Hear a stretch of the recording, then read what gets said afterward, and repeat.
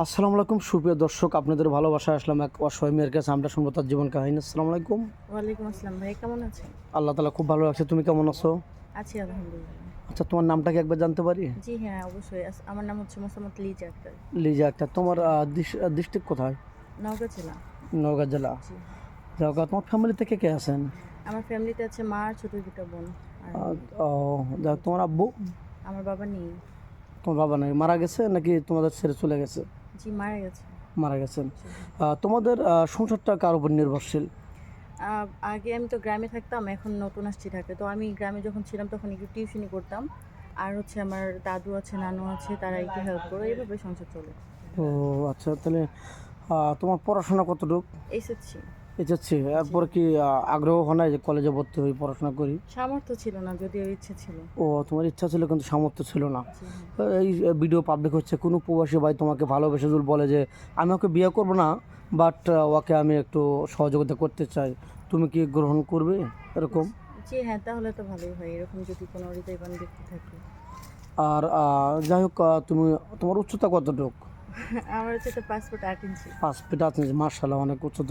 তো যাই হোক, তোমাকে তোমাকে কেউ ভালোবেসে বিয়ে করে বাইরে নিয়ে যেতে চাইলে তোমার কোনো প্রবলেম ফ্যামিলিগত?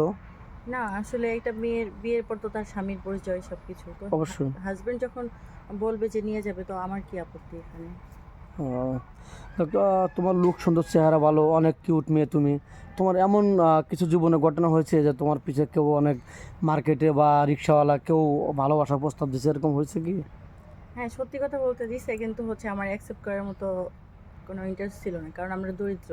আর একটা কথাই বলে গ্রাম অঞ্চলে যে গরিবের হাত ধরলে জাত যায়, তো সেক্ষেত্রে আমার এই কথা আমার মাও বলে, এজন্য রিলেশন করার সাহস পাই।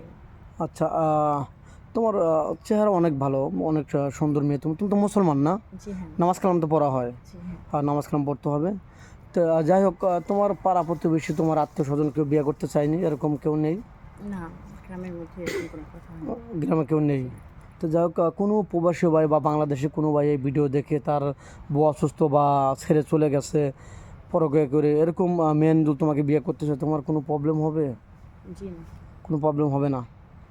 তো যাই হোক, এখন তো বলতেছো হয়তো তুমি অসহায় হিসেবে আমাদের ক্যামেরার সামনে আসছো, এখন তুমি খুবই নার্ভাস হয়ে বলতেছো, পরে আবার যদি তার সাথে প্রতারণা বেইমানি করো, এরকম করবে কি না? না, না, আমরা গ্রামের মেয়ে, প্রতারণা হচ্ছে বেইমানি এগুলো বুঝি না আসলে।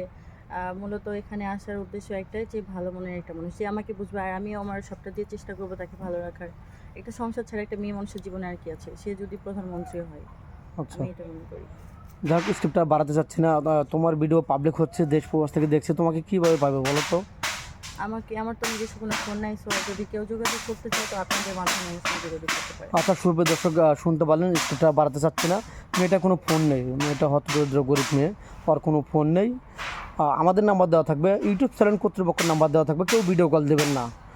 ভিডিও কল দিলে ব্লক করতে বাধ্য হবে। ভালো থাকবেন, সুস্থ থাকবেন, এই বলে শেষ করে দিচ্ছি। আল্লাহ হাফেজ।